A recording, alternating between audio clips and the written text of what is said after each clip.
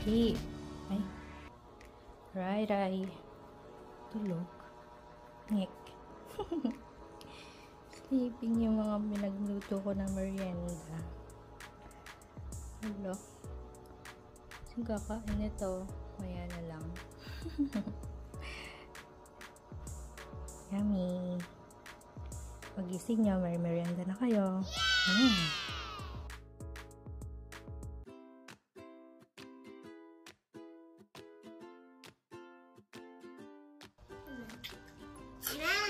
Let's eat!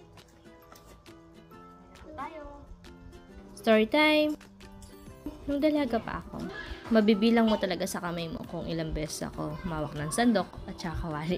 Hindi naman dun sa tamad ako, pero hindi ko talaga hilig ang pagluluto. Kasi mama noon, inuutusan lang talaga ako bumili ng pangsangkap ng ulam, kaya maglinis ng bahay, kasama yung mga kapatid ko syempre.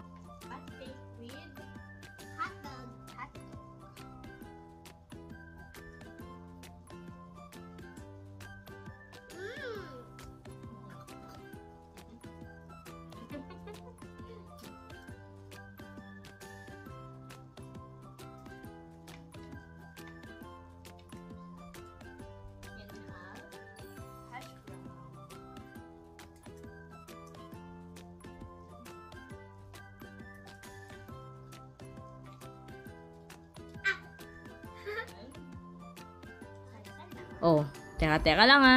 Hindi naman ako yung regular cook namin ngayon sa bahay. Siyempre si Love pa din ang cook namin everyday. At dahil puyaters tayo, so nagigising na lang tayo ng bandang mga alas 9, ganyan. At meron nang nakaain na pagkain sa lamesa. Swerte namin, di ba? Kaya Love, thank you so much sa pag-aalaga sa amin ng mga bata. Mahal na mahal ka namin. I love you.